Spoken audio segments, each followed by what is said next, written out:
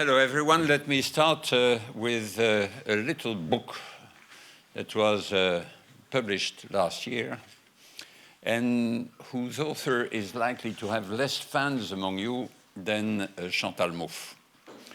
The title of the book is Over Identiteit, about identity, and the author is called Bart de Wever. Now, what is there in this book? This book, despite the fact that it was published before the last elections at all levels, so at the beginning of last year, is not a political pamphlet. It's a sort of a short essay in political philosophy. And it's as close as you can get, I think, to systematic philosophical argument in favor of some form of monocultural, monolingual nationalism on the ground that you can only have a thriving democracy and a sustainable solidarity if you have a nation, and a nation requires a common language and a common culture.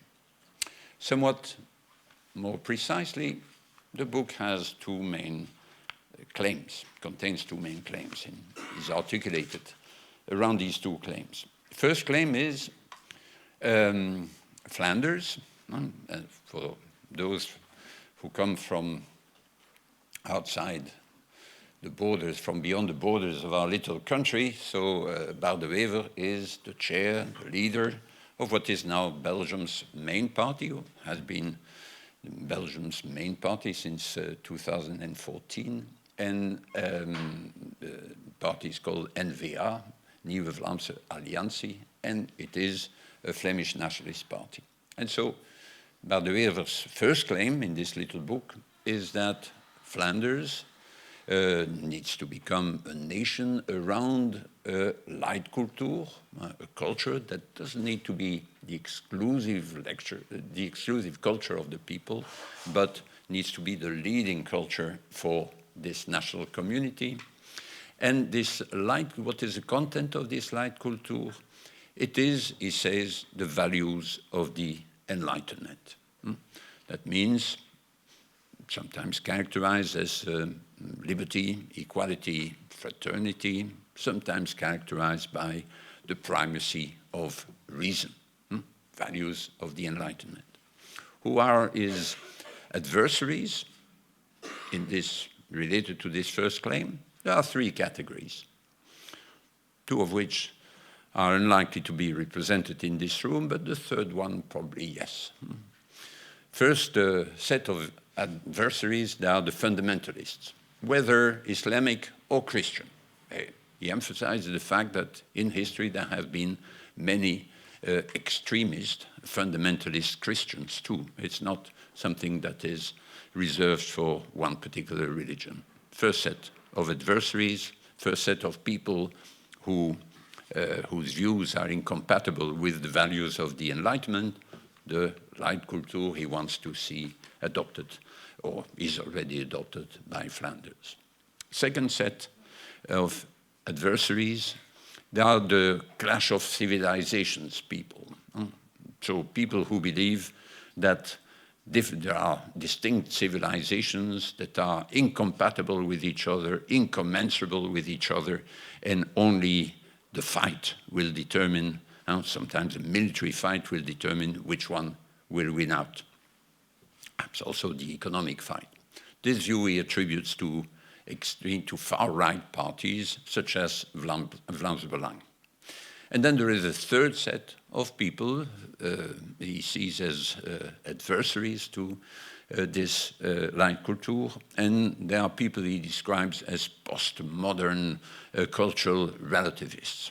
So they are more likely to have some representation in this room than the first two categories. Okay?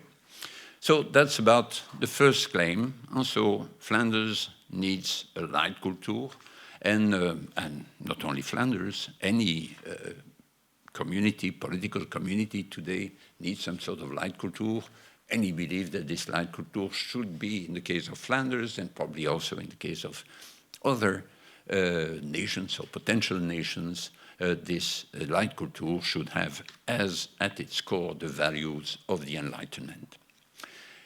Second claim is that these values and these values and the democracy centered on these values can only thrive, can only flourish if it can count on something like a community, a real community that is tied together, that through a common culture in a thicker sense than just these values, namely by sharing common references thanks to watching the same television programs, reading or studying the same history books, etc., etc.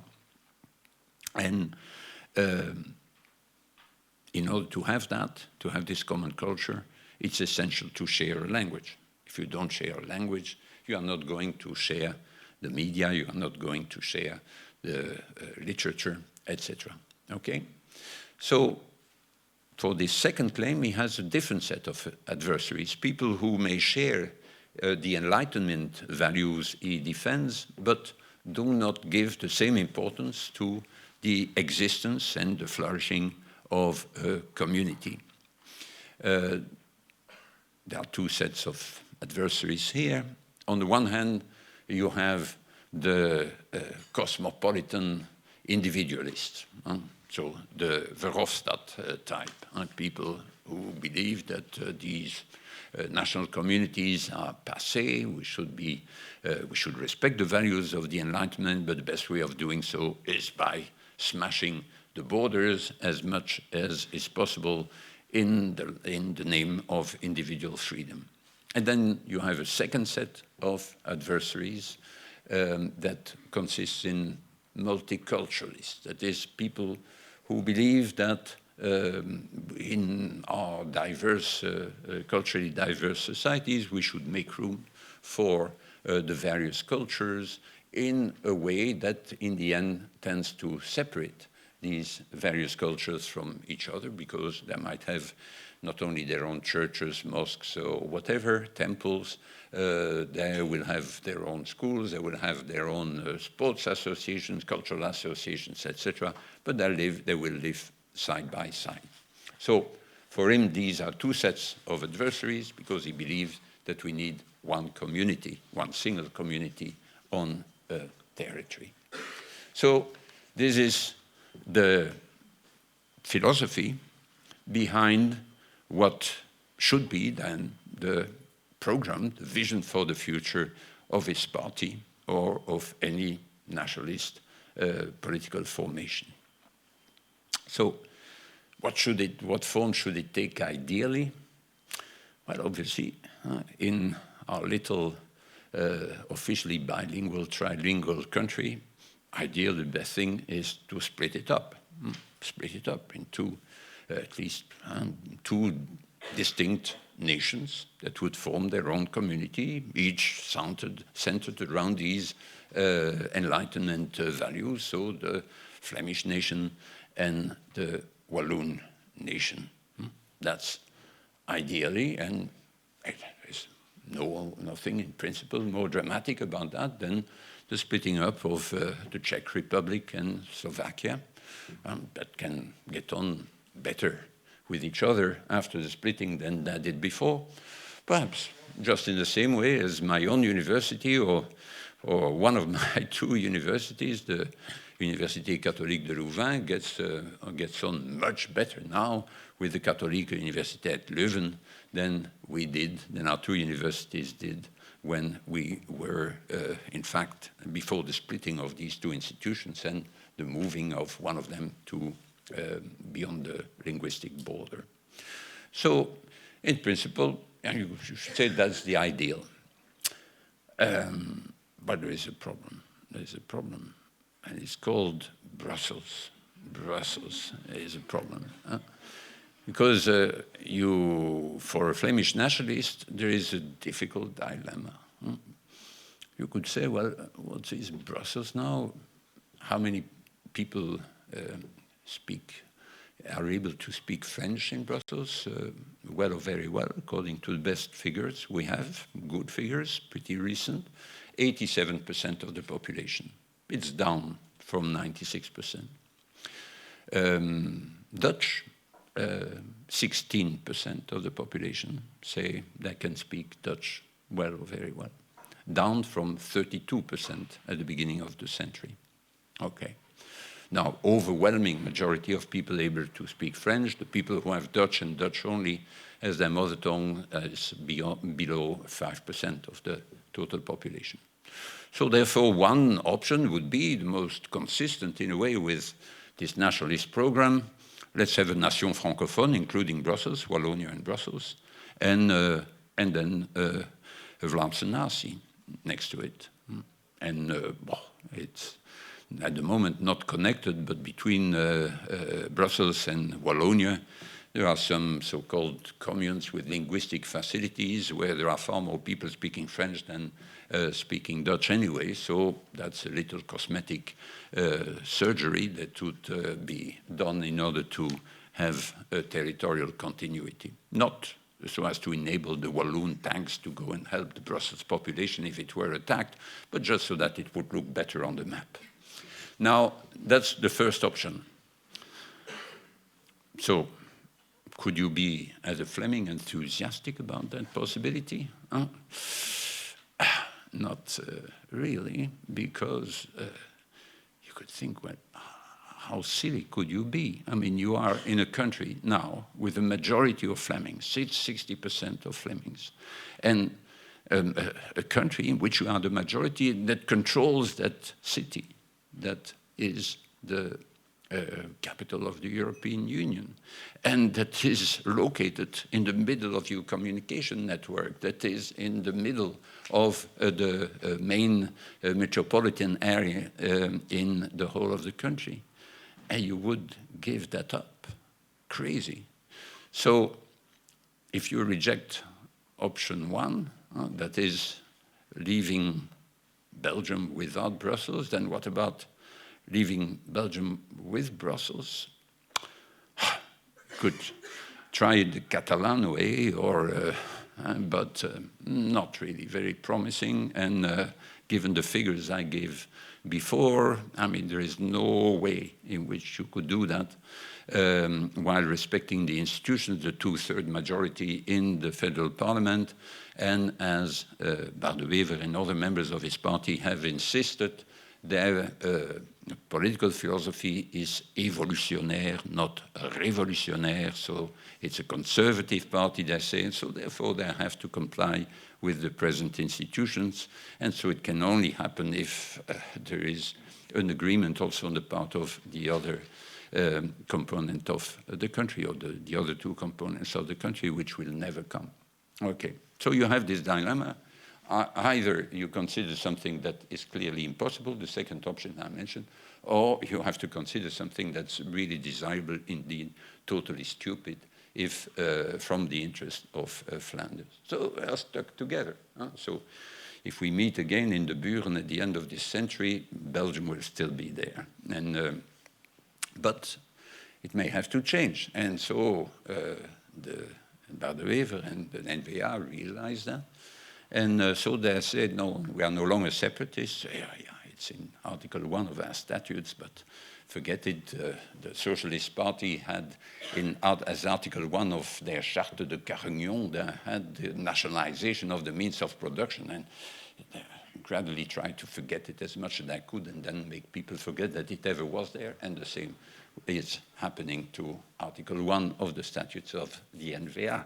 So they say now we propose something that's not a step towards the splitting up, a transition towards the splitting up, but something that is a permanent arrangement that will make things better, and that's called the confederal model, where you would have still two nations, Flanders and Wallonia, and the Brussels will be given a choice, either They will have to become Walloons or to become Flemings, depending on their choice. They can vote for the Flemish Parliament or for the Walloon Parliament, depending on their choice. They can have Flemish healthcare or Walloon healthcare. They can send their kids to Walloon schools in Brussels or to Flemish schools in Brussels. They will pay social security contribution on one side or the other. They will pay personal income tax on one side or the other, and so on. That's the current proposal on the table. For Belgium will still be a single member state of the European Union, but and so anything on which they have to take positions has to be negotiated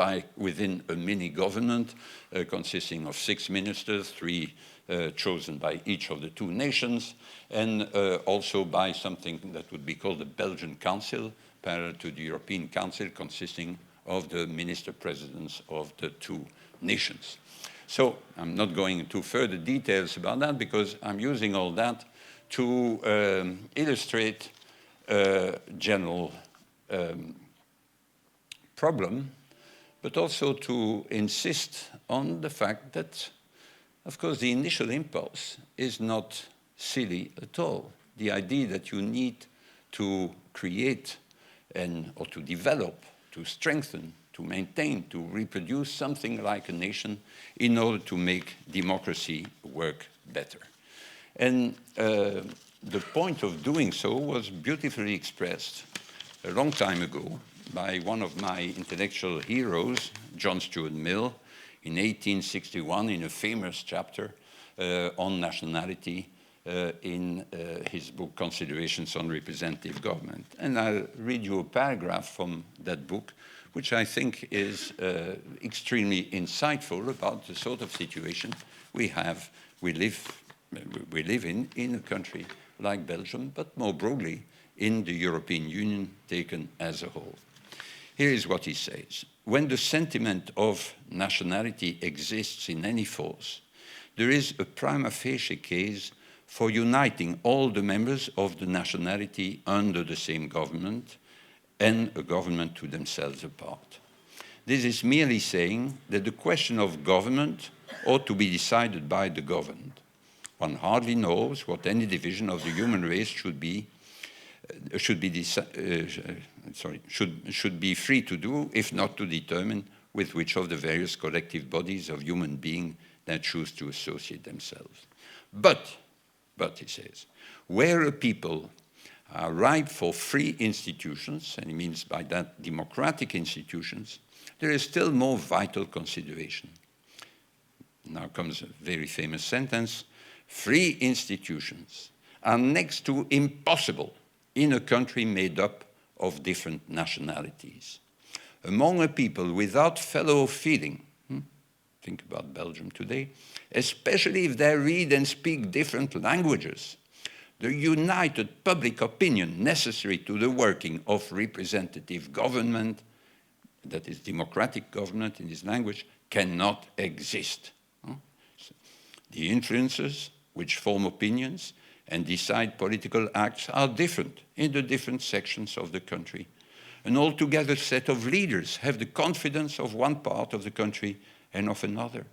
The same books, newspapers, pamphlets, speeches do not reach them. Television programs didn't say so, but think of those. Internet, the same incidents, the same acts, the same system of government affect them in different ways, and each fears more injury to itself from the other nationalities than from the state, from the government, the central government itself.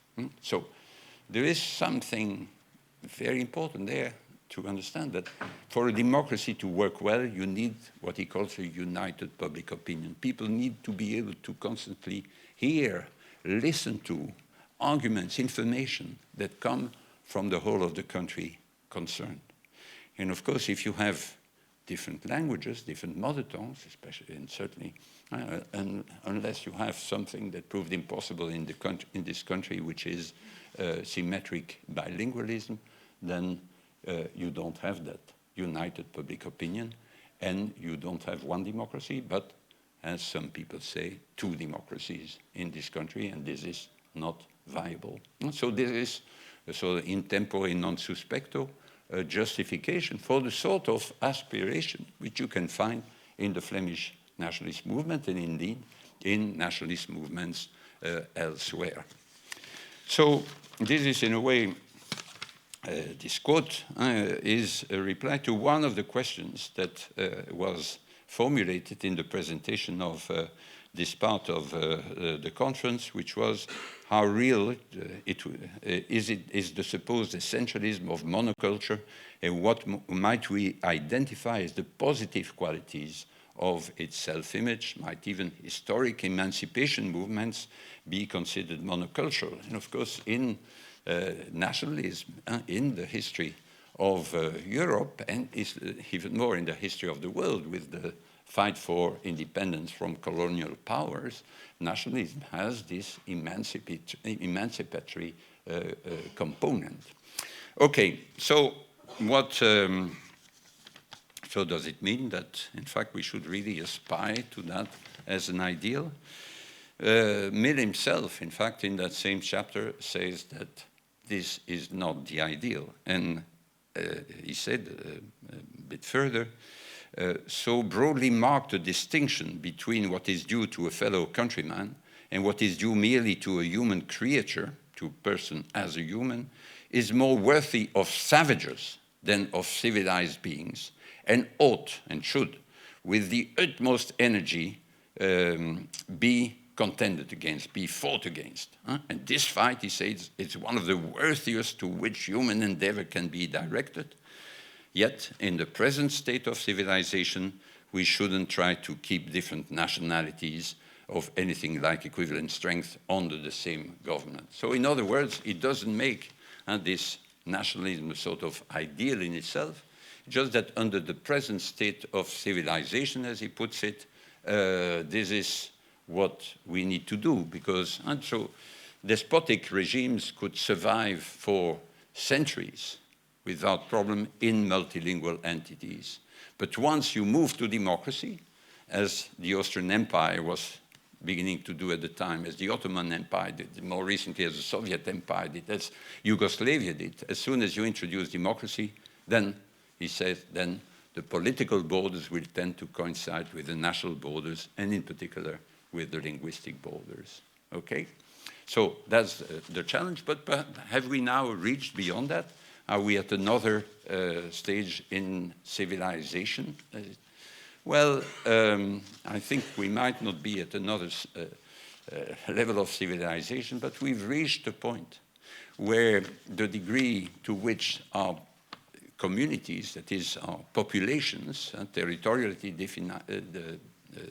defined populations are mixed together due to immigration, and also the degree to which we've become interdependent within our country, between Flanders, Wallonia, Brussels, but within Europe as a whole, and indeed within the world as a whole. We've reached a stage where both the local diversity and the degree of interdependence between the various localities, between the various regions, between the various countries is such that we cannot afford to limit democracy to the level of monocultural, monolingual entities.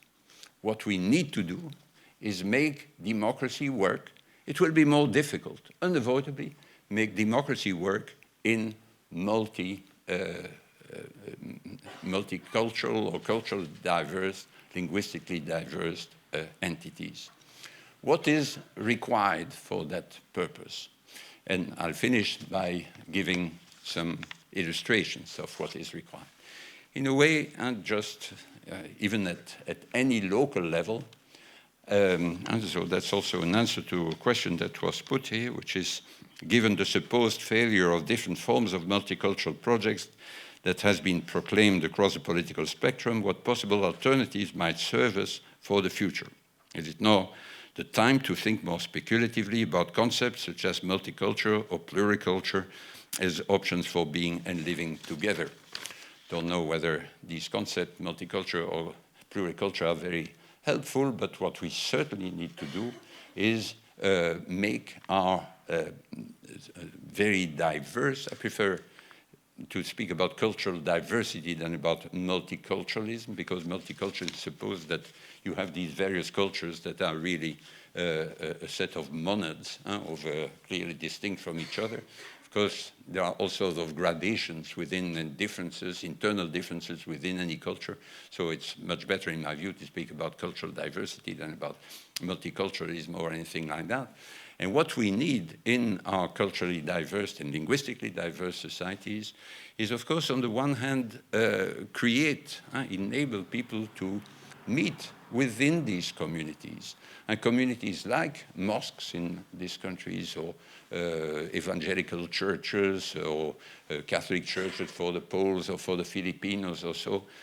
Just taking the religious examples, there are places where people can get out of their isolation, can be helped by others, and this is a real help to integration within the broader local society. It is, in the vocabulary of the American economist, the sociologist Robert Putnam, it is creating bonding social capital between these people.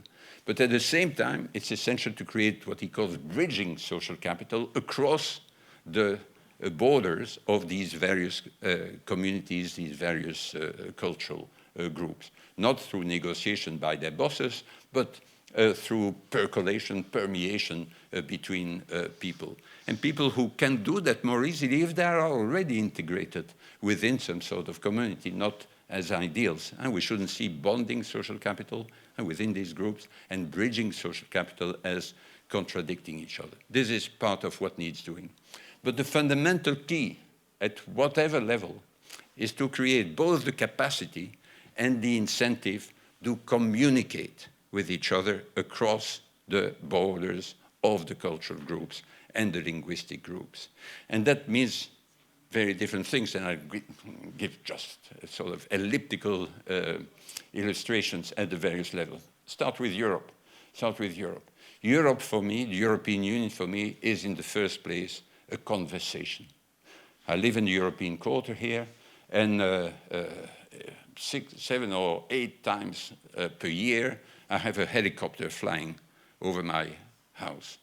What does it mean? It means that they are all there, all 28, or now 27, the heads of government, all together in the Europa building, talking to each other.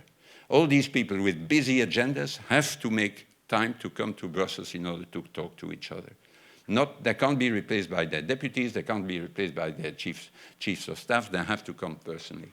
And that means that this is not something that I did 10 years ago, 20 years ago, 30 years ago. Then they met only occasionally on the occasion of the funeral of the king or something like that. A few of them might have met, but now they do that time and time again. And then they have to talk to each other, listen to each other, justify their policies, whatever policies have an impact for it. That's part of the progress of civilization in a way. And that's why, one of the reasons why Brexit is a regression.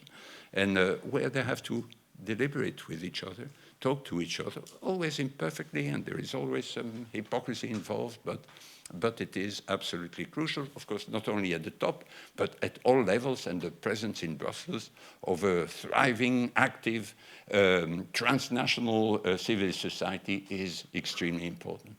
We must help make it better, and one of the means, because of this crucial importance of language, is the democratization of the lingua franca, which is the language I'm speaking now, and hopefully which you understand too, and which will be even more appropriate as a lingua franca after Brexit, when Brexit will be done, because it will have become a more neutral means of communication. I'll just give this as an example at European level. At the Belgian level, well, I published last year, 1.5 years ago or so, a little book called Belgium, A Utopia for Our Times, in Dutch and in French. And I defend there a number of proposals that go in that same direction. One is that we shouldn't be ashamed of, especially people in new generation, of making use of the European and worldwide lingua franca to make communication between Belgians who don't have the same mother tongue more fluid, more efficient than it would be the case. it is far better to communicate in English with each other than to remain silent next to each other, one silent in Dutch and the other one silent in French. So let's use whatever tools are at our disposal. It will never be a perfect substitute for knowing the language of the other, but it is an important tool. Two, I've been defending what I also defended analogously at the European level, the importance of a federal constituency. That is that some of the seats, 10% or so of the seats of the federal chamber should be allocated on a countrywide constituency, so that people who want to govern this country will be electorally accountable to the whole of the population of this country, and not only, as is the case now, to their own half or more or less half of the population, because their parties only stand in part of the country. And the third one is that we need to revolutionize our Senate. We should get rid of the senators, keep the Senate, and then have citizens' assemblies in it with a mandate so that they can make proposals, especially on long-term issues. And then if they're followed by the chamber, it goes the usual way. If it's not followed by the chamber, the elected chamber, then we should have a national referendum. And these are some of the ideas which illustrate the same fundamental thing.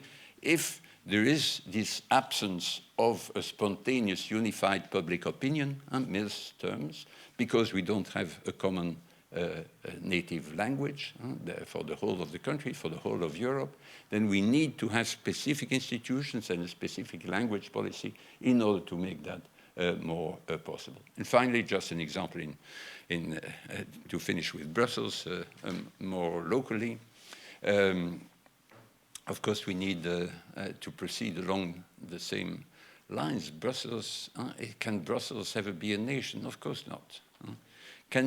Must it be something that you could call a people, un volk, un peuple? Yes, yes. But in order for this not just to be a sheer abstraction, what you need to do massively is develop multilingualism in this city. Of course, this city is already very multilingual, but as mentioned earlier, some of the link languages are declining. So there are less people able to speak French, able to speak Dutch than was the case. Not less people, but a smaller proportion of the people, because we've had a massive increase in the population of Brussels since the beginning of this century. And so English is progressing also as a share. So we need to systematically promote the knowledge of Dutch, French, and English among the people growing up in Brussels, while encouraging the transmission of all native languages, and there are hundreds of them in Brussels. So we need to do all that, and I was very pleased that the Brussels government took the decision to have a minister for multilingualism for the first time, probably anywhere in the world, and to assert very strongly that this multilingualism as such is an essential part of Brussels' identity. So that's what I conclude on by saying and so to go back to, yes, we must recognize that it is more difficult to have a thriving democracy in the absence of a common culture, in the absence of a common language. But however difficult, it is necessary, and the question we must ask when organizing our institution and thinking about the future of our country is not at what level would it be easier to organize our democracy and our solidarity, but at what level is it essential that our democracy should function, or at what levels in the plural, and at what level should solidarity also work. And we need to create the conditions for that. Thank you.